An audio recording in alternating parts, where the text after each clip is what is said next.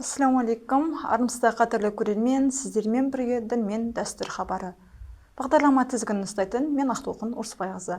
Бүгінгі студия қонағымен таныс болыңыздар. Республикалық ақпарат насихат тобының мүшесі, Ақтөбе медресе колледжінің директоры Әбдімүтәлі Қайназарұлы. Ұстаз, қош келдіңіз. Қош көрдік. Ұстаз, бүгін біздің қозғайтын тақырыбымыз Қожа Ахмет Яссауидің Диуани Хикмет еңбегі. Сұхбатымыздың әрқайсысынан бастасақ, Диуани Хикмет еңбегінің негізгі мақсаты қандай және аталуына келетін болсақ? Бисмиллахир-рахманир-рахим. Жалпы енді бір осы Диуани Хикмет, Қожа Ахмет Яссауи бабамыздың еңбектерін және соның ішінде Диуани Хикмет еңбегін айтпастан тұрып бір мәселеге тоқталып кеткен жөн көріп тұрмын. Жалпы ислам діні 7-ші ғасырда дүниеге келген болса, араб түбегінде, ал 8-ші ғасырларда түркі халықтары осы дінді қабылдап, тіпті келе-келе мемлекеттің, яғни Селжук сияқты, Қарахандық сияқты мемлекеттердің ресми дініне айналды. Осы келу арқылы, яғни білім менен ғылымға кең есік ашатын, яғни шақыратын ислам діні түркі даласына келу арқылы осы далада түркі халықтарының арасында көптеген ойшыл тұлғалар дүниеге келді. Яғни осы дінменен дүниеге келіп, дінменен сусындап өскен ойшыл ғалымдар қазақ даласында да, яғни соны әзір бүгін таңда біздің елімізде де, түрік халықтарының барлығында, соның ішінде біздің елімізде де Жүсіп Баласағұни болсын, мейлі Қожа Ахмет Яссауи болсын, бұлардың еңбектері шынында да адамзат баласының, яғни соның ішінде Диуани Хикмет нәпсін тәрбиелеп, имандылыққа, сабырлыққа, шыншылдыққа, әділдікке шақыра отырып, шынайы мұсылман болуға шақыратын үлкен еңбек. Бұның енді бұл жай ғана екі сөзбен қайтаратын мәселе емес, айтпағым сол, бұны Диуани Хикмет деп айтылуы, яғни диван деген сөз жалпы жинақталған топты айтады, хикмет даналық. Даналық деген сөз қазақ тілінде әр нәрсенің орында айтылған нәрсені даналық дейді, жасалған істі даналық дейді. Дәлме-дәл ешбір мына жерде қолданатын мәселе екен дейтін емес, дәл сол өз орында, дәп уақытында, кезінде және пайдалы істі даналық дейді. Сол Қожа Ахмет Яссауидің Диуани Хикметі даналық жинағы деп те айтуымызға болады. Ал енді даналық деп өзі айтып тұрғандықтан, хикмет болғандықтан, бұл адамзат баласына, яғни кез келген жеке тұлға, яғни адамзат, мысалы үшін кімде-кім өзі мен өмірімді дұрыстаймын, немесе осы өмірде қалай сүруді үйренемін, немесе мен осы өмірді, яғни келгеннен кейін қандай істерді атқарамын, немесе кім болғым келеді деген мәселенің барлығында осы Диуани Хикметтің ішінде толық қамтылған, бастан аяқ. Ол жас мөлшеріне, немесе уақытына шектелмеген. Мысалы, мына жастан мына жасқа шейін, немесе мына уақыттан мына уақытқа шейін деген мәселе жоқ. Бұл жерде кез келген адам қай уақыттан бастаймын десе, тіпті орта жастан ауысқаннан кейін де, ауғаннан кейін де, жасың ауғаннан кейін де бұл хикметпенен сусынданып ары қарай қалған өмірімді дұрыстаймын десе, бұл еңбектің ішінде барлық қамтылған, қарастырылған. Ең бастысы адамгершілік, адами қасиет, сабырлық, шүкіршілік, ең біздегі жалпы адамзат баласында өте кең кездесетін, немесе табу өте қиын болған бұл әділдік. Әрбір істе әділдік. Осы әділдік қалай болады, сабырлылық қалай болады, ұстамдылық қалай болады, бейбітшілік қалай болады, кешірімділік қалай болу керек. осының бәрі диуани хикметтің ішінде толықтай қамтылған. Сондықтан да бұл Қожа Ахмет Яссауи бабамыздың бұл еңбегі сол 11 ғасырда дүниеге келген болса, міне әзір 21 ғасырдан өтіп 22 ғасырға келіп отыр. Бұдан кейін де өмір сүре береді. Яғни өміршең еңбек демекшімін. Яғни кез келген заманда, қай кезде болмасын, қанша уақыт өтсе де, бұның құндылығы еш уақытта жойылмайды. Енді оның тағы да бір екінші қырымен айтуға болады. Жаңа сөздің басында айттым, түркі ойшылдары деп. Түркі ойшылдары ислам дінін қабылдаған уақытта, ислам дінін өзінің дінінің негізі деп Құран мен хадистерді басшылыққа алып отырды. Тіпті қыссаларында да, дастандарында да Құран мен хадистің үзінділерін немесе сол Құран мен хадисқа үзінділеріне мағыналас болған сөздерді соның ішіне тіркеп отырды. Екінші бір жағынан бұның өміршеңдігі, яғни Қожа Ахмет Яссауи бабамыз әсіресе соның ішінде басқа ғалымдарында еңбектер өте өміршең, соның ішінде Қожа Ахмет Яссауи бабамыздың диуани хикметінің өміршеңдігі, яғни бүкіл сөздерін, бүкіл ішіндегі мейіздерін немесе ішіндегі негізгі құралдарын барлығын Құран хадиске негіздеп жасады. Тамаша ұстаз, енді толық жіті түсіндіріп өттіңіз. Бұл еңбектің негізгі мақсаты қандай, идеясы қандай, жалпы адамзат үшін маңыздылығына тоқталдыңыз. Енді хикметке келетін болсақ, ұстаз, жалпы сол диуани хикмет, яғни даналық кітабы деп жатырмыз, ол түркі тілінде жазылған ізгілікке баста жол болатын көшбасшылық еңбектердің бірі екенін айтып отырмыз. Енді хикметтің ішінде жалпы мынаған келеді, мазмұнына келетін болсақ, адам өмірінде 4 түрлі баспалдақтан өту керек дейді. Олардың қандай екендігі нақты аталып өтілген. Енді өзіңіз дін маманы ретінде осы аталған 4 баспалдақтың қандай екенін, одан біз қалай өту керектігімізді атап өтсеңіз.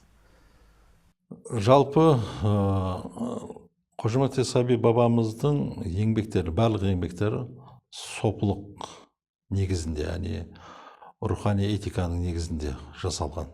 Бұл рухани этика бұл адамды тұлғалық қалыптасу негізі болып саналады. Сондықтан да бұл кісі осы диуани хикметінде адамзат тұлға болып қалыптасу үшін 4 сатыны көрсетеді. Яғни бірінші шариғат, екінші тарихат, марифат, ақиқат деп. Бұл 4 термин, яғни сөз, бұл араб тілінен алынған әрине. Шариғат пен тарихаттың мағынасы жағына екеуі де бір мағына береді. Бұл жол деген білдіреді. Шариғат жол, өйткені араб тілінде шариғат деп үлкен жолды шариғат деп айта береді, яғни жолды. Бұл исламның екінші бір тағы бір мағынасы, яғни араб тілінде шариғат деген қағида, заң дегенді ұғындырады. Сол бүкіл заңдардың топтамасын шариғат деп айтылады. Яғни діни шариғат, мысалы үшін адамға не қажет керек. Мысалы үшін ол тұлға болып қалса, тек қана тұлға болды, мен енді көп кітап оқыдым, мен тұлға боламын, немесе әдемі сөйледім, тұлға боламын деген мәселе жоқ.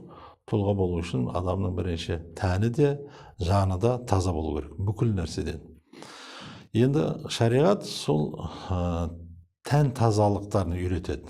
Мысалы үшін мейлі Құдайға жалбарғың келген болса, сен белгілі бір шарттарды орындауың керек. Яғни дәрет алу, мысалы сияқты, ғұсыл құю сияқты, яғни құлшылық жасауларың үшін.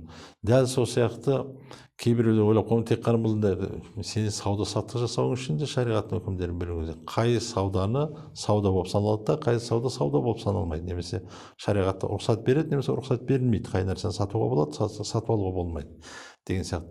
Осы сияқты бүкіл адамзат баласына өміріне қажетті шария үкімдерді үйренуді бірінші Қожа Ахмет Яссауи бабамыз, яғни сопылықтың тәртібінде солай, сол шариғатты үйренуді бірінші пенделерге, адамға міндеттейді. Міндетті түрде сен шариғат үкімді, яғни тән тазалығын қалыптастыру үшін сен бірінші міндетті түрде шариғатты үйрену керек. Тән қалыптастыру. енді осы тән тазалығын сіз шариғат үкімдерін бәрін білдіңіз. Қалай тұру, қалай жүру, қалай сөйлеу, қалай отыру, қалай тамақ жеу, сол сияқты қалай құлшылық жасау, адамдармен қалай мәміле жасау, сен үкімдерін бәрін үйрендіңіз. Енді үйреніп болғаннан кейін енді бұны қалыптастыру керек. Яғни рухыңызбенен байланыс жасауыңыз керек. Тәніңізді рухыңызбен байланыс. Яғни бұл жерде екінші тарихат рух тазалау болып саналады. Рухта, яғни істеп жатқан ісіңізбенен сіздің болмысыңыз, яғни рухыңыз бірдей болу үшін. Оған ол да үлкен мектеп. Мен енді осы намаз дәрет алдым, намаз оқыдым.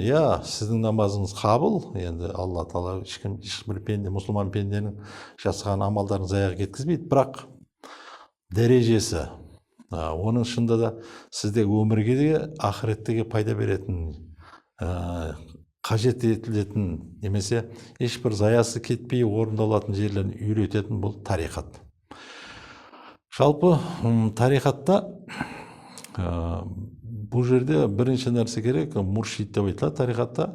Біздің қазақ тілінде айтатын болсақ, соны үйрететін, яғни әр намазыңды, дәретіңді алып отқан уақытта қандай ойда болуың керек, қандай күйде болуың керек, қандай жағдайда болуың керек. Немесе дұға жасап жатқанда қандай дұға жасайсың, күліп тұрып дұға жасайсың ба, жылап тұрып дұға жасайсың ба деген сияқты ғой. Осының бәрін үйрететін ұстаз қажет болады. Ол кезде тарихатта бір жетекші. Біздің нелерде енді азыр тілде айтатын болса, енді орта ғасырда қалыптасқан пір деген сөз. Пір де негізі парсы тілінен алынған сөз, ал шариғаттың несінде муршид деп айтады араб тілінде. Осы шариғатты үйренген, бірінші теориясын үйренген пенде енді тарихат жолыменен оның мағынасын түсінеді, өз жасап көреді. Осы екі нәрсені толықтай меңгерген уақыт, ол 1 жыл, 2 жылда болатын нәрсе емес, әбден адам үлкен ыждахаттылықты, үлкен сабырлықты талап етеді. Соны екеуін жасап болған уақытта ол уже марифатқа қарай көшеді. Марифат деген сөз әрбір нәрсені істеп жатқан уақытта шынайы жүрегіменен сезіп, мысалы үшін намаз оқып жатқан уақытта дәл Құдайдың құзырында сезіну, өзімен Алланың құзырына тұру. Мысалы үшін намазға келеді, бір пенделер намаз оқиды, имам Құран оқып береді, мысалы үшін сүрелерді оқиды. Бірақ көп жамағаттардың басы мешіттің есігінен шықпай тұрып, сол намазда қай сүре оқылғанды ұмытып қалады.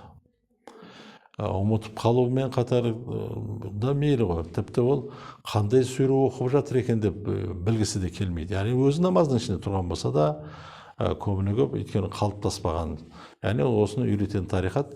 Соны екеуін, шариғат пен тарихат екеуін үйлестіріп болған уақытта адам баласы марифатқа өтеді, марифат дәрежесіне өтеді, сатысына. Ол кезде әрбір істі Алла көріп тұр, Алла біліп тұр. Бұл жерде мысалы үшін мүмкін ойлап қалуы мүмкін, бұл енді намаз құлшылықтың ішінде болатын нәрсе екен. Бұл тек қана намаз құлшылықтың ішінде болатын нәрсе емес. Мысалы үшін саудада да болуы мүмкін. Бұл бір кісі келді, сізден сауда сұрап жатыр, мына нәрсеңізді алғым келіп тұр деп. Біліп тұрсыз, оны білмейтіндігін.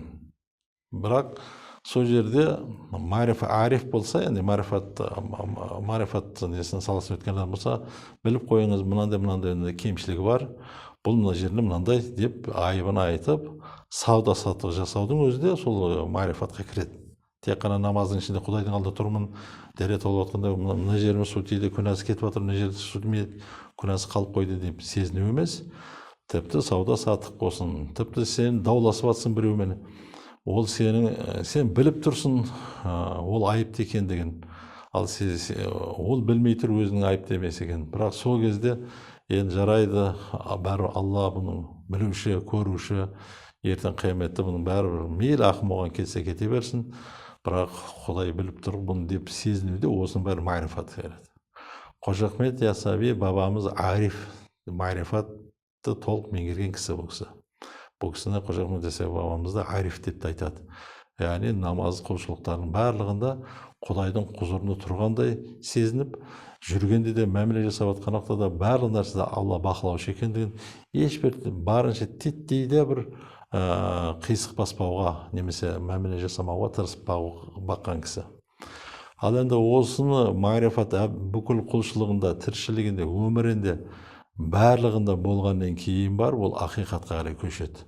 Ол да үлкен төртінші саты, ең соңғы саты. Бірақ бұл арифтіктен, яғни не үшін Қожа Ахмет Яссауи бабамыз ариф деп айттым, марифат тарихатын меңгерген деп, сатысын меңгерген деп тарихатта. Себебі кейбір кісілер сол арифтік дәрежесіне жетіп отқан уақытта адасып кеткендері де болған. Яғни мысалы үшін Алланы көп зікір етуменен немесе барынша ойын бір нүктеге жинайым деп отқан уақытта есінен танып құлап, сол есінен танып отқан уақытта түрлі шариғатқа қайшы сөздер айтып, ақыр аяғында мен сонда өзін құдаймын деп жүргендер де болған. Бұл арифтен өте қиын. Барлық кез келген адам өте алмайды. Арифтіктен өткеннен кейін ол ақиқатқа жетеді. Хақиқат дейді, ақиқатқа жетеді. Оған жеткен адамдар өте кемде кем. Бұл енді кейбір кісілер айтуы мүмкін, бұл енді неге сонша біздің заманымызда, яғни сол Қожа Ахмет сопылық заманда, яғни ислам діні 7-ші ғасырда, сөздің басында айтып өткендей, ислам діні 7-ші ғасырда келді да, ал Қожа Ахмет Яссауи бабамыз басқа да тарихатшы мектебін салғандардың бәрі 2 ғасырдан кейін шыққан ғой. Неге сол уақытта бұл кісілердің еңбектері, даңқы шығып кетті, неге сонда бұрын алдын қабылданбаған ба, көрінбеген ба деп айтуы мүмкін. Бірақ сахабалардың арасында арифтік дәрежедегі кісілер бар еді. Пайғамбарымыз саллаллаху алейхи вассалам ол кісілерге жәннат жайлы айтып отқан уақытта, немесе тозақ жайлы айтып отқан уақытта, немесе бір шариғат үкімдерін айтып отқан уақытта, немесе Алланы сипаттап беріп жатқан уақытта, ол кісілер дәл көзінің алдында көріп тұрғандай сезінетін. Сезінгенде, міне жәннат, мысалы үшін міне есіктің арғы бетінде тұр десе, артында есіктің артында жәннат тұр десе, есіктің артында жәннат тұрғанын олар көзімен көріп тұрғандай сезінетін. Ариф еді олардың көбісі, сахабалардың барлығы көбісі. Сондықтан қанша әулиелер жиналса да сахабаның дәрежесіне жете алмайды.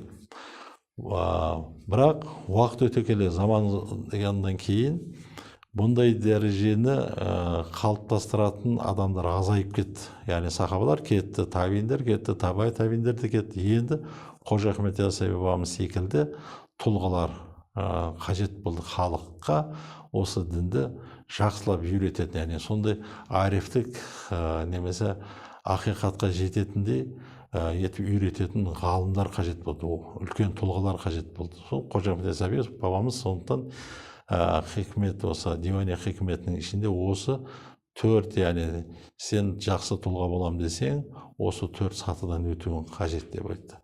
Бұл 4 саты, яғни дәреже, шариғатты үйренбей бірденен марифатқа барамын немесе ақиқатқа өтемін деу өте адасу.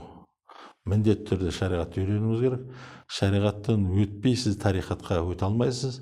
Яғни шариғаттың бүкіл үкімдерін, міндеттерін, тыйымдарын, барлығын, тіпті сүннеттің ішінде де мұстахаб мубахтарына шейін үйреніп алмайынша сіз тарихатқа өте алмайсыз. Тарихатты, осы шариғатты үйренген нәрселердің толықтай меңгермейінше марифатқа өте алмайсыз. Марифатта толықтай өзіңіз бойыңызды, яғни білмейінше ақиқатта енді Алланы тану болып саналады. Ол кезде шынында да, мысалы Алла қаһарлы десе, ол қаһарлы деген қандай? Алла беруші десе, ол беруші деген қандай? Алла алушы десе, ол алушы деген қандай? Сезіне алатын болады ақиқатта.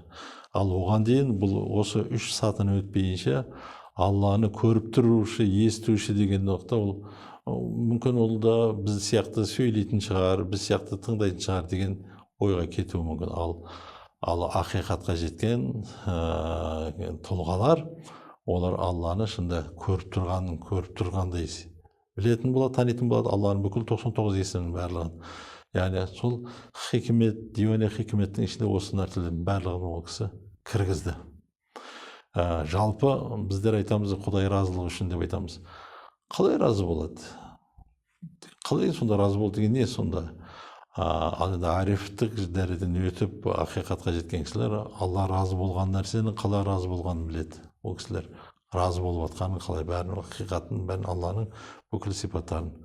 Ал біздер енді ол мысалы үшін ол нәрсенің көп нәрсесін біле алмайды. Енді соны білем деген кісілердің баршасына Қожа Ахмет Яссауи бабамыз бүкіл дүниенің хикметін, яғни даналық деген мағынасы осы, соның ішінде бүкіл бәрін қалыптастырып, үйретіп және жол басшы етіп көрсетіп кетті. Тамаша. Енді ұстаз, бұл сұхбатты көріп отырған көзі қырақты көрерменде мындай сұрақ пайда болуы мүмкін. Қазіргі таңда осы 4 жолдан бір адам өтуі мүмкін бе дегендей. Қалай болады бұл жағы? Оған жету жолы қалай болады дегендей немесе? Бұл өту үшін міндеттерде сопылық мектептер қалыптасады. Мектептер оған жаңа сөзімде де айтып өттім. Тарихатты кез келген адам қалыптастыруына ақысы жоқ. Тарихат және сопылық мектебін кез келген адам, өйткені ол муршид өте жастайынан десек те мейлі, тұла бойы исламменен, яғни осы Алланы тануменен, Аллаға ғашық болуменен сусынданған пенде болу керек. Осы қалыптасқан уақыттан кейін барып бұл тарихаттың мектебі болады. Ал оған дейін бізден кешегі 70 жылдық өткен ғасырден тарихтың қойнауына кетті, соның қалдырған сырқаты немесе дерті деп те айтуымызға болады. Аз бізде тарихат мектептері үзіліп қалды. Мүмкін келесі ғасырларда, алдағы ғасырларда, жақын орталарда мүмкін бұл мектептер қайтып қалыптасар. Өйткені пенделердің арасында Алланы жақсы көруді, қатты сезінетін, пайғамбарымыз саллаллаху алейхи вассаламды жақсы көруді, жалпы шынайы адам болуды қалайтын жастар немесе адамдар көп болады. Оларды дер кезінде осы мектеп арқылы тәрбиеленбесе, олар сол қалағанын дұрыс таба алмай қалуы мүмкін. Сонда түрлі салдар. Бір нәрсені айта кетейін, кейбір осы әлеуметтік желілерде де кейбір кісілер айтып жатады, бұл сопылық деген адам баласын шектеп тастайтын догмалық бір мектеп деп айтады. Яғни мынаны істеме, мынаны істе, мынаны істеме, ананы істе, үйді таста, ештеңе керек емес, тек Құдайды ойлай бер, ақыретті ойла, сен сонда бақытты боласың деп, оның өмірдегі жетістіктерін бәрін тиіп тастайды деп, бұл өте қате пікір. Бұл ғылыми надандық деп айтуымызға болады. Себебі бұл да ислам діні өзі ғылым менен білім діні болатын болса, сопылық мектебі одан да ішіндегі үлкен жапырақ шашатын, яғни содан нәр алатын, исламнан нәр алған үлкен мектеп, ғылыми мектеп. Бұл адам баласын тұлға етіп қалыптастыруында үлкен мектеп, ғылыми түрде. Бұл тәжірибеден өтілген. Қожа Ахмет Яссауи бабамыздың шәкірттері тек қана өзінің төңірегінде емес, көптеген мемлекеттерде мемлекет болып қалыптасуына жалпы бір нәрсені дұрыс түсіну керек. Көпшілік ойлайды, мемлекет деген нәрсе лозунг жазып қойып, біз мемлекет, біз десе мемлекет болып қалады деп. Мемлекет жалпы халқының сауаттылығымен қалыптасатын үлкен дүние. Ал Қожа Ахмет бабамыздың шәкірттері сол елдерге барып, шынайы елін, жерін сүйетін, шынында мемлекеттің қадірін түсінетін қоғам қалыптастырып, сол мемлекеттің мемлекет болып қалуына үлкен үлес қосқан. Бұл да үлкен ғылыми мектеп. Енді хикметтерге яғни келетін болсақ, бірінші хикметтің мазмұнында жалпы дүние мәселесі, яғни нәпсіні тәрбиелеу мәселесі айтылған. Нақты тоқталатын болсақ, жаңағы дүние нәпсі, соны іздеген соры қалың деп тұрып атап кеткен. Яғни нәпсі тәрбиелеудегі мәселеге толық қамтылған. Осыны енді дін маманы ретінде өзіңіз толық қалай болады айтып өтсеңіз? Адамның өзі бір үлкен дүние ғой. Алла тағала адам зат жаратқанда, әрбір адам өзі бір тұрған үлкен бір ғылым дейміз ба, теңдессіз дүние. Оны зерттеу өте көп уақытты және көптеген білімді талап етеді. Ал ислам діні соның ішінде сопылық мектебі осы адамды, адам зат баласын зерттеген үлкен ілім деп айталамыз болады. Ол жерде сол біздер енді басқа ғылымдарда жоқ, мысалы бұл нәрсе. Біз басқа ғылымда, мысалы медицина ғылымында бас бар, бастың ішінде ми бар. мидың ішінде нерв бар, көз оған сигнал береді, құлақ оны естеді, тіл оны сайрайды, мұрны естиді, сезеді деген сияқты нәрселермен шектеп қояды. Одан басқа нәрсе жүрек бар, жүрек қан соғады, екі тамыр келіп біреуіне шығады, біреуіне кіреді, деуі мүмкін. Ол кейін шаршаса ішінде тромб тоқтап қалады деуі де мүмкін. Немесе қорықса бұл қатты соғып жібереді, қуанса қатты соғады, немесе соқпай қалады деп те айтуы мүмкін. Ол медицина ғылымы, бірақ ислам одан да тереңін айтады. Соның ішінде нәпсі деген нәрсені айтады. Нәпсі деген нәрсе көзге көрінбейтін, қолға ұсталмайтын, әрбір адамзат баласының бойында бар дүние. Кейбіреулер айтады, бұл қалау деген нәрсемен теңестіреді. Нәпсі бөлек, қалау бөлек. Бірақ соның ішінде қалау деген нәрселердің ішінде ақылдан да бөлек бір нәпсі деген дүние бар. Адамның қалауынан да жоғары. Мысалы үшін, сіз түрмеге түсуді қаламайсыз. Қалауыңыз қалап тұрған жоқ, бірақ қолыңыз ұрлық жасап жатыр. Қолыңыз шауып тастатынын қаламайсыз, бірақ ұрлық жасап жатыр. Соған бұйыратын дүние бұны нәпсі деп айтты ол кісі. Яғни ғылымда, ислам ғылымда, осы сопылық мектебінде осы нәрсені нәпсі дейді. Бұны тәрбиелеуге болатындығын айтады. Қалау деген нәрсе, мысалы, бізде көп, мысалы үшін кейбір дүние ғылымдарда адам қалаған нәрсені істеу керек, қалаған нәрсені жеу керек деп айтады. Ал енді сіз ішіңіз ауырып жатса, басыңыз ауырып жатса, дәрі жеуді қалайсыз ба? Қаламайсыз. Ащы дәрі, бірақ жейсіз. Сізге керек сол нәрсе, ащы ма ол, тұщы ма, қандай болғанда да күніге таңертең ішу керек, кешке жатарда ішу керек. Сізге қолайсыз уақыттар болса да, сіз қаламасаңыз да оны ішесіз. Өмірде қалау деген нәрсенің бәрін бола беретінін өздері де айта келеді да, бірақ нәпсі деген нәрсені мойындағысы келмейді. Ал бұл кісі сол нәпсі деген дүниені айтады. Нәпсі ақылға да, қалауға да бағынбайтын үлкен дүние, бірақ тәрбиелеуге болады. Бұл нәпсі қалауды да пайдаланады, кейде ақылды да пайдаланатындығын айтады. Қалау, мысалы үшін, кім бай болғысы келмейді, бәрі де бай болғысы келеді. Кез келген жерде ақша дүниесін шаша бергісі келеді. Бірақ шын мәнінде келген уақытта ол нәрсенің аяғы адамзат баласын надандыққа немесе үлкен батпақтыққа, тіпті адамгершіліктен шығарып тастайтын дүниеге алып баруы мүмкін.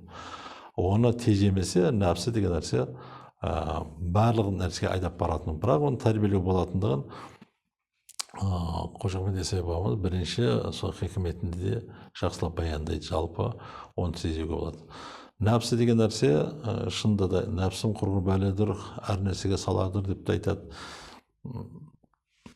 Бұл кісі оны нәрсені шайтанның үлкен құралы деп те сипаттап келеді. Яғни адамды төстеп билеп кететіндігін егер абайламаса, нәпсі деген нәрсе адамды төстеп билеп үстінен әмір жүргізіп, өзі қаламай тұрса да, сол нәрсе билеп кететіндігін түсіндіреді да, бірақ тәрбиелесе, ол да сені жақсылыққа алып баратындығын соңында нүктейді. Нәпсі тағы да бір айта кетейін деп жатқан нәрсе, көпшілігінің ойлауында бұл қалау деп айтады, бірақ ол қалау емес. Бұл адам дүниесінде, адамзат әрбір адамда бар. Ол адам бұл нәпсіне бір мәрте болсын таланбаған адам жоқ екендігін де айтады. Міндетті түрде кез келген адам ол нәпсінің бір қиындығына тап болады. Яғни иттей таланып та қалуы мүмкін. Бірақ сол нәпсіне ерік бере берсе, бұл өмірдің өзінде, тіпті ақыретте де үлкен қиындыққа, жамандыққа алып баратындығын жақсы түсіндіріп баяндайды бірінші хикметінде. Енді бұл жағы түсінікті, ұстаз. Нәпсіні тәрбиелеуге болатындығы айтылады, бұл жерде де. Кей адамдардың түсінігінде бар, нәпсіні мүлдем өлтіріп тастау керек деп те айтып жатыр. Шынту айтуында нәпсі тек тәрбиеленумен жолға келеді ғой? Ол да дұрыс емес. Нәпсіні өлтіре алмайсыз. Нәпсіні өлтірудің өзі де сол нәпсініге ерік берген болып саналады. Екінші бір нәпсіге. Бір нәпсі бар, мысалы үшін, нәпсіні оны керісінше тәрбиелейсіз. Мысалы үшін айтайық, сіз ораза ұстадыңыз. Ол да нәпсіні тәрбиелеудің бір мектебі.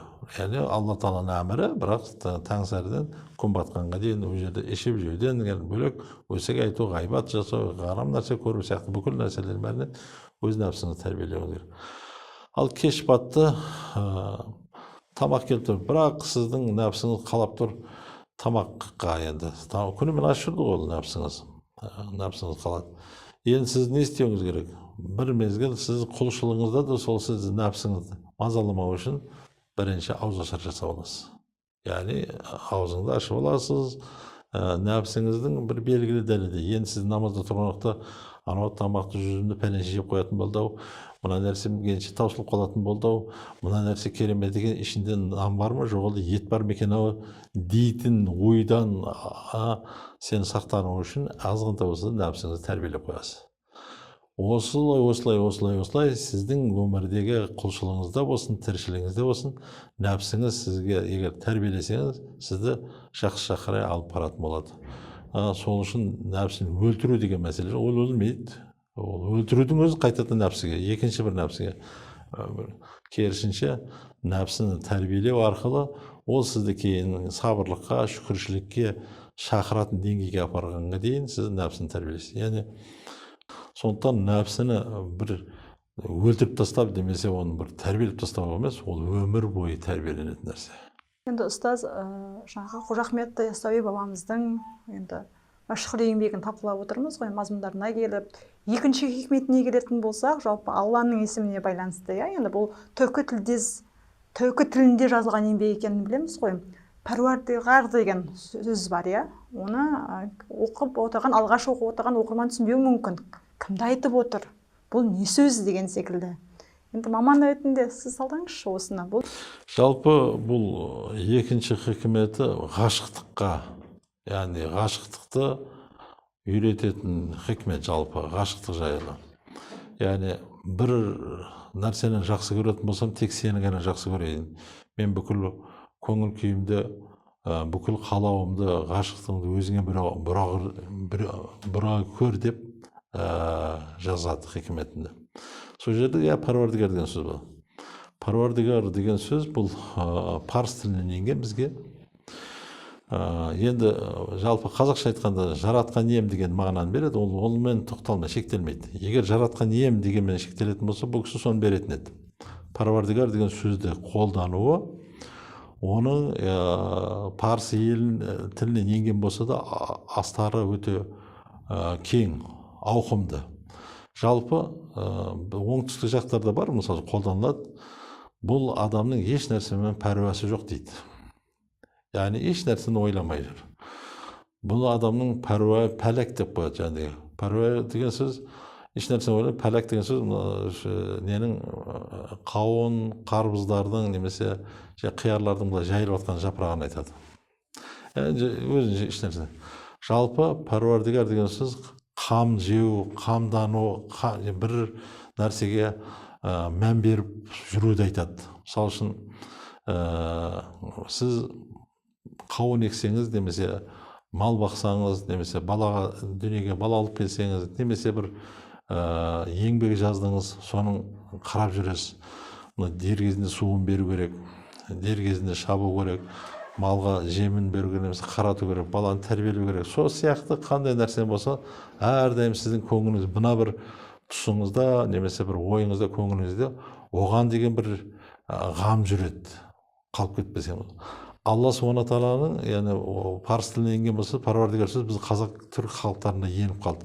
Алла Тағала әрдайым бізбенен қамда, яғни көктемде жаңбыр жаудырады. Не үшін?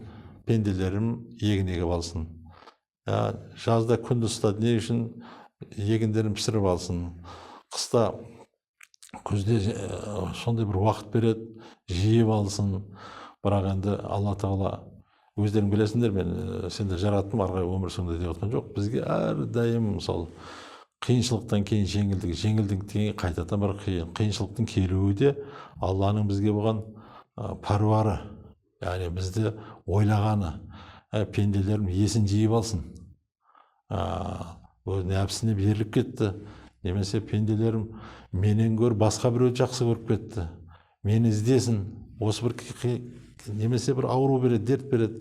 Мысалы үшін ертең тәубе етсе, мен бүкіл күнәсінің капаратын қыларым, немесе жұмыс тоқтап қалады, мені көбірек еске алсын.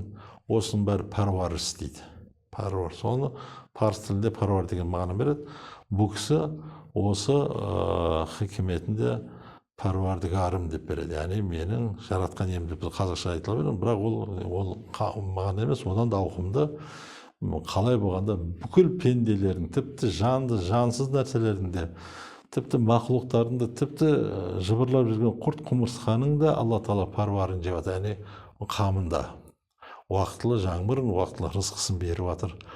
Періштелер арқылы жіберіп жатса да, біреудің дұғасы арқылы келіп жатса да, бұның мағынасы, ауқымы өте бүкіл нәрседе әйтеуір пендем қиналып қалмасын, пендем тәубе жасап алсын, немесе пендем жақсылыққа жетіп алсын, немесе пендем біліп алсын деп, осы қияметке шейінге берген өмірдің барлығы алла тағаланың пенделер жасатқан паруары. Яғни ол енді біздің әзір енді архаизмге еніп бара жатқан термин, жалпы жақсы мағына.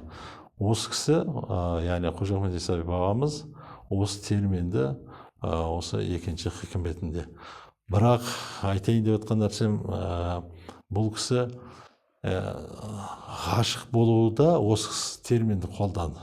Яғни ғашық қылсам, сені ғашық болайын, жақсы көрсем, сені жақсы көрейін жаратқан ием.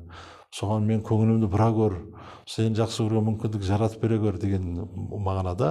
Мысалы үшін, ата-анаң саған әрдайым жаны ашып жүргендіктен сен оны жақсы көресің. Неге? Мысалы үшін, ата-анаң әрдайым саған жақсылық көп, қанша жақсылық жаса, анам маған, әкем маған, туысым маған, ағам маған осындай жақсылық жасайтын еді деп, сіз өзіңізден өзіңіз оны жақсы көріп бастайсыз. Алла субхана тағала да осы паруар жасауыменен біз Алланы жақсы көріп бастаймыз. Қожа Ахмет Яссауи бабамыз сонда ғашық болсам, саған ғашық. Бұл жердегі негізі екінші хикметі Алланы ғашық болу. Шынында да Алла бізге өмір беріп жатыр, рызқы беріп жатыр, абырой беріп жатыр, мәртебе беріп жатыр, бүкіл бәрекеттерін сақтап, дертімізге шипа беріп жатыр, сұрағанымыз беріп жатыр, сұрамағанымыз да беріп жатыр, білгенімізді ұмыттырмай жатыр, білмегенімізді Құдай беріп жатыр. Мысалы үшін, мына нәрсені білмей қалдым деп ізденуіңіз де Құдайдың сізге берген несін неғымен. Осындайдың барлығын ойласаң дейді, яғни өзіңнің жүрегің шынында да жаратқан иеге оған бұрылады. Ғашықтық, шынайы ғашықтық Алла болып табылады. Енді сахабалардың арасында болған, я Расулалла, осы сіздің алдыңызда уағыз тыңдап тұрғанда Алланы сондай қатты жақсы көремін, үйге барғанда балам жақсы көріп кетемін, немесе әйелім жақсы көремін, немесе бір дүниемді жақсы көріп қаламын. Бұл мұнафықтық емес па деген сөзді терминде қосқан уақытта пайғамбар саллаллаху алейхи вассалам, жоқ, ол мұнафықтық емес. Пенде әрине бәрін де жақсы көру керек, баланы да жақсы көру керек, дүниені де жақсы көру керек, белгілі бір деңгейде, бірақ нәпсіге беріліп кетпеу керек. Бірақ ең бастысы Құдайды жақсы көру керек. Құдайды жақсы көрсең, Құдай сені де жақсы көреді деген ұғымды. Сондықтан бұл екінші Қожа Ахмет бабамыздың екінші хикметіндегі паруардигар мағынасы тек жаратқан ием дегенмен шектелмейді, керісінше бүкіл нәрседе, яғни сол маған хидаят берудің өзі де Алла тағаланың маған жасалған қамқоры.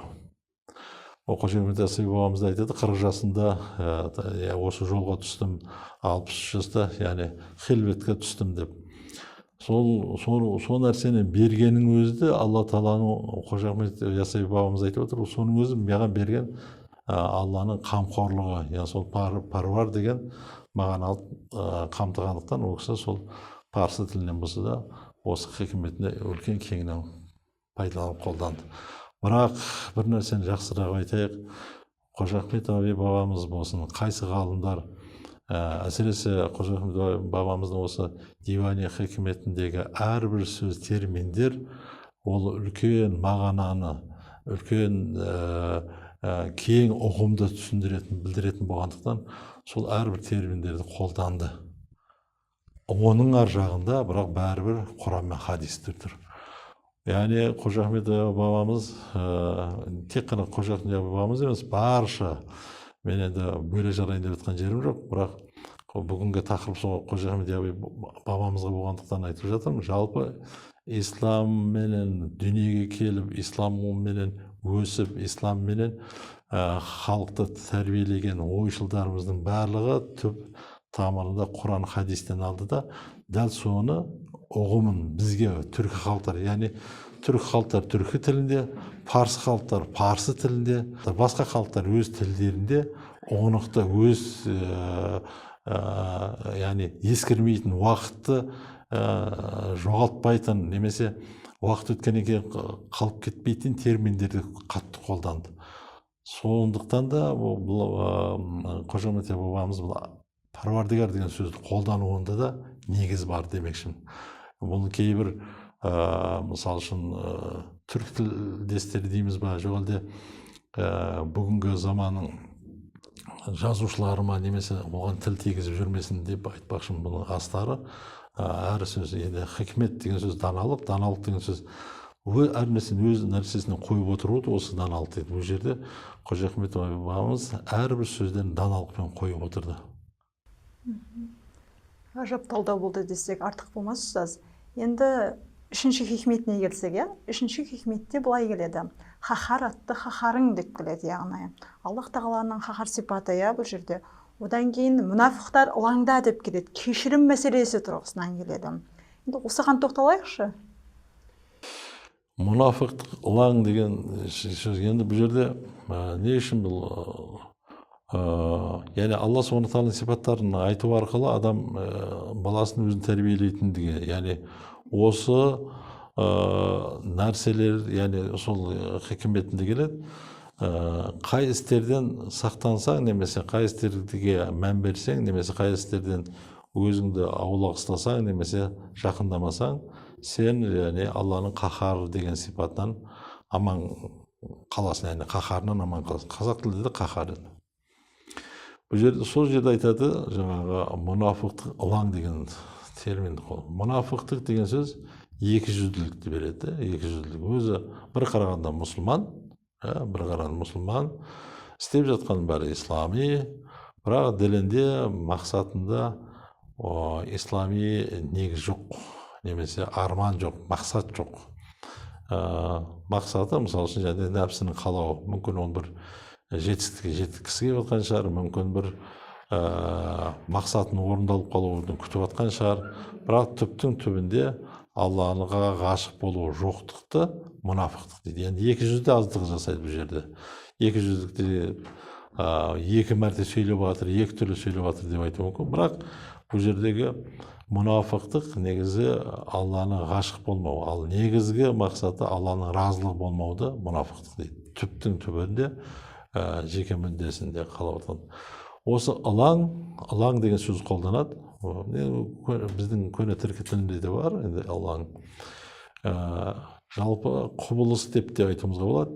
Бұл жердегі нәрсесі іріткі деген мағына жақынырақ болады. Яғни сізді азғыратын дүние, мұнафықты екі жүздік ылаң деп жатқан нәрсе, яғни мұнафықтық ылаң бұл жердегі сіздің ойыңызға салатын немесе мұнафықтық екі жүзділік фитналар дейміз, әзір фитна деген терминді қалыптастырып алды, іріткі деген мағынаны қолданады.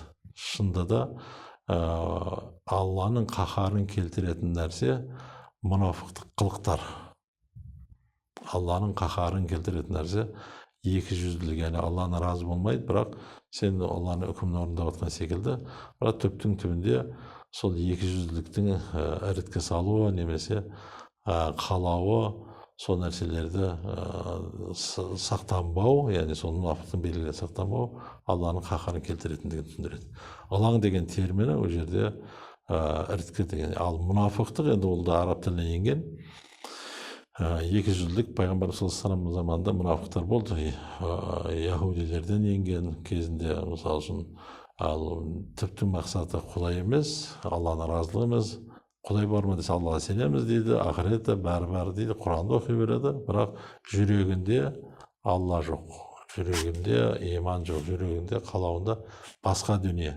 Тек сол көзбояушылық арқылы белгілі бір мақсатына жетушілік.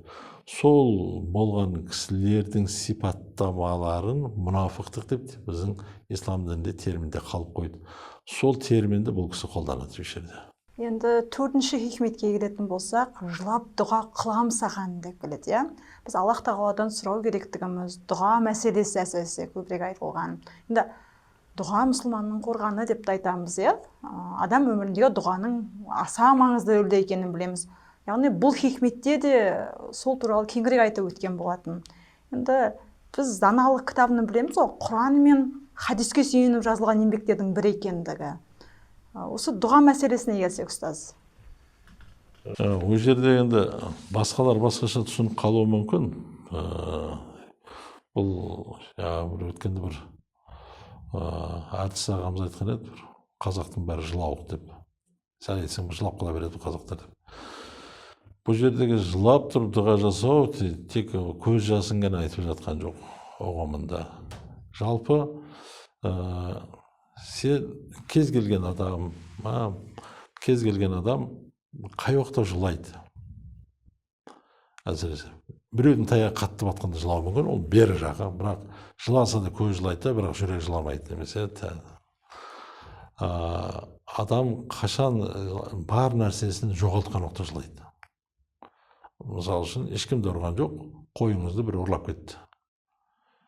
Табайын десең, біліп тұрсың кімде екен, бірақ ала алмайтыныңды бәрін біліп тұрсың, жоғалттың, таба алмайтыныңды біліп тұрсың, өзіңнен өзің жылайсың. Яғни бар нәрсені жоғалтқаныңда. Немесе жәндегі бір нәрсеге жетейін деп тұрсың, бірақ жете алмай тұрғаныңды білген уақытта, дәрменсіз қалған уақытта көзіңнен жас келеді. Немесе сағынған нәрсеңді, жақсы көрген нәрсеңді жоғалтқан уақытта. Осы жерде бұл кісі жылап тұр жыла деген, бұл жаңа бір ағамызды айтқан еді. Бұл дұға жасайды, бірақ жылай алмайды деп. Ол енді жылау керек деп өзін қинайды екен жәндегі. Ол жылауды айтып отқан жоқ. Бұл жерде жылау шын ғашық болған Құдайға күнәсінен қорқады. Шын ғашық болған Құдайға жәннатын аңсайды. Шын ғашық болған Құдайға харамнан қорқып қашады. Ғашықтықтың арт жағында сен қаласаң да қаламасаң да көзіңнен жас келеді. Ол жас жүректен пайда болған жас. Жүректіктен сен бұл жерде ешнәрсе жоғалтқан жоқсың, ешнәрсе еткен жоқсың, бірақ шынында да өткізген өміріңе өкініп тұрсың, көптеген нәрсені қолданбай жүргенін біліп тұрсың. Оның енді ар жағын сұрау қиын екенін тағы да сезіп тұрсың. Енді сенің көзіңнен қаласаң да қаламасаң да мөлт-мөлт жас келеді. Сол уақытта Құдайдан сұра. Яғни Аллаға құлшылық жасап жатқан уақытта, жалбарынып жатқан уақытта құлшылықтың түрлерінде екі қолын көтеріп алып, ішіңнен жыртайып, немесе айналаға күліп тұрып емес, шынында да ықыласпенен жасау керектігін айтады. Яғни бұл кісі бәр нәрседе өзін келтіреді. Яғни мен саған қайттым, мен өзіңе ғашық қыла көр. Бұл еңбектер арқылы, яғни әрбір адам сол кісінің орнына өзін қойып, осы арқылы ғашық болу қалай екен деген. Және ол төртінші хикметінде жоғарыдағы нәрселерді айта келді. Төртінші хикметінде қалай, яғни жылау дегенде бұл жерде жылауық бол деп жатқан жоқ. Кез келген адам әйтеуір жылайды айтып жатқан жоқ. Бұл жердегі жылау шынында да Аллаға деген сағыныш, немесе өткенге нәрсесіне қателеген өкінішпенен пайда болатын жылауды жақсылап баяндайды. Бірақ енді жүрегің жыламай жатса да көзіңді бақырайтып, немесе әзір жылау керек осы жерде деп жылау, ол тарихатқа кірмейді. Тура мағынасындағы жылау деп біз түсінбеуіміз керек, бұл жерде? Бұл жердегі ол мағынада емес.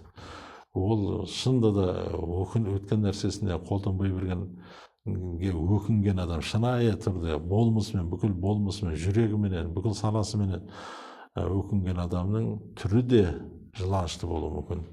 Көзі де көзінен жас. Пайғамбар саллаллаху алейхи ва саллям хадисі де бар енді.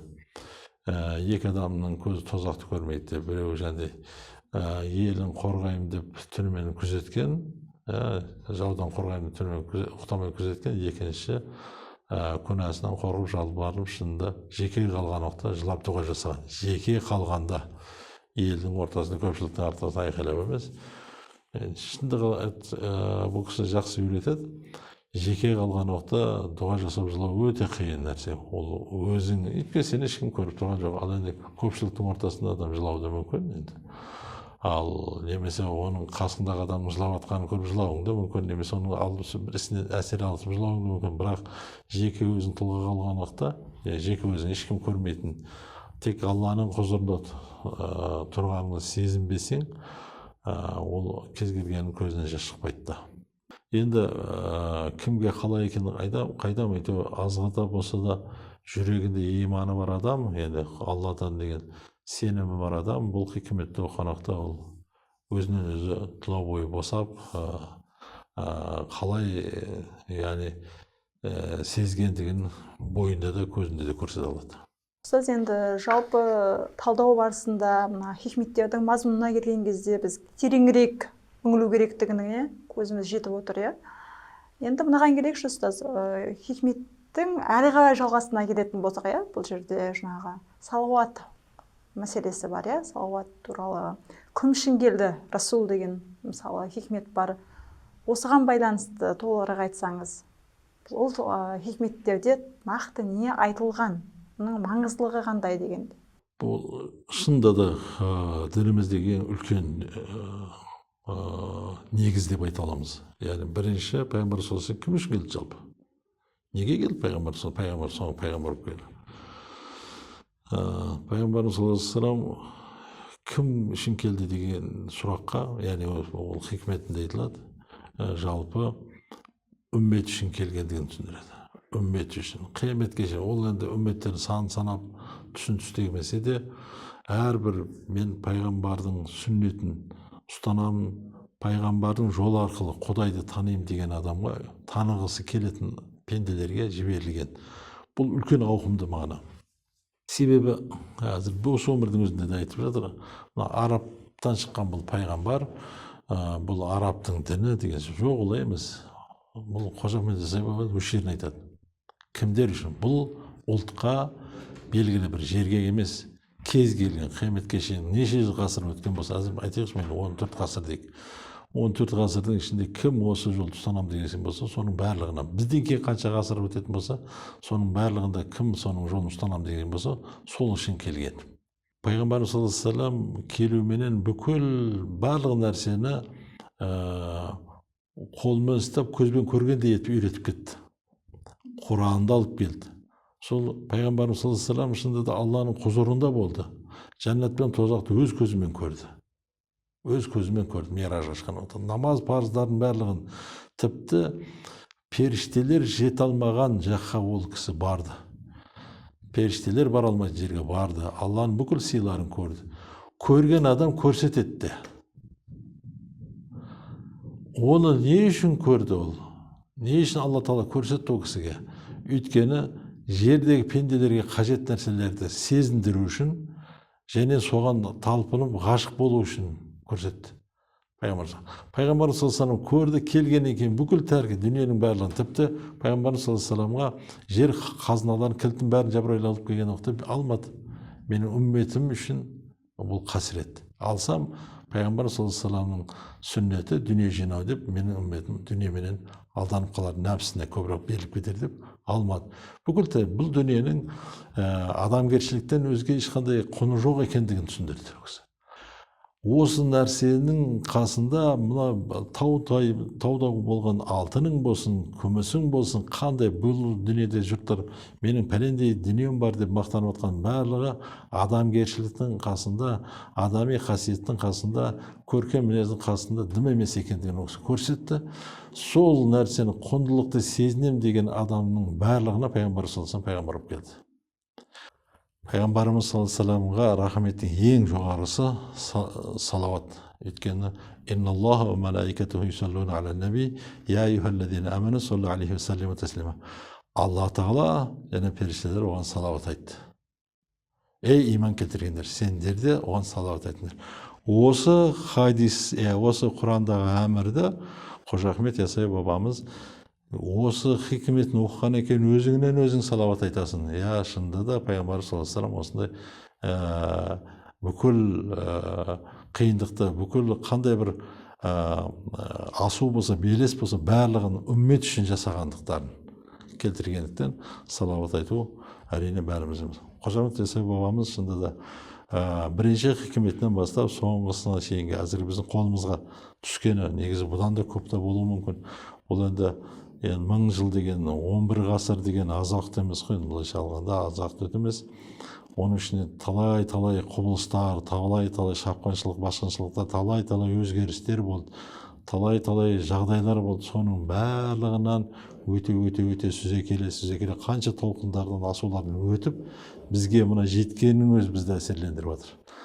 Яғни бүкіл нәрсені Қожа Ахмет өзі бабамыз енді осы дивани хикметте барлығын біздің яғни үлкен мақтанышымыз тұнып тұрған Құран мен хадис, тұнып тұрған шариғат, соны өз тілімізде, өзіміздің табиғатымызда, жалпы біздің табиғат, енді барлық табиғаттарды, адамдардың табиғаттары солай, соның ішінде қазақ, түрік халықтарының ішінде қазақ халқы, түрік халықтарында да солай, барлығында да солай, бірақ қазақ халқы әдейі қара сөзден өлең оңай дегендей, шумақтап келген сөздерді өте жақсы көрген, яғни бәйтпен, дастанмен келген өлеңдер тез жаттайтын болған, тіпті апталап, айлапты жырларды жырлайтын болған. Өйткені өлең сөздің патшасы деп Абай атамыз айтпақшы, бүкіл сөздердің ең жақсы сөздерді теріп, жинақтап, астары терең екенін, қажет екендігін білгендіктен Қожа Ахмет бабамыз енді әзірге ақын деп те айтып жатыр. Басқа да қалай болғанда да сол кездегі қажет болған дүниені қияметке шейін қажет екендігін екеуін үйлестіріп, осы хикметінде жинақтап қалдырған. Ұстаз, әрине әр хабарға Қожа Ахмет Яссауи бабамыздың бір хикметінен талдасақ та болар еді. Бүгінгі эфир аясында енді эфирдің аясына қамтып, ықшамдап, көзі қырақты көрерменге осы хикметтердің мазмұнын түсіндіріп талдап бергеніңізге рахмет айтамыз. Алла разы болсын. Құрметті көрермен, бүгінгі шығарылымда біз ұлы ойшыл Қожа Ахмет Яссауи бабамыздың Дивани хикмет, яғни даналық кітабының мазмұнына арнаған болатынбыз. Ізгілікке жол бастар, даналығымыз арта берсін. Амандықта, саулықта, келесі эфирде жүздескенше ағайын.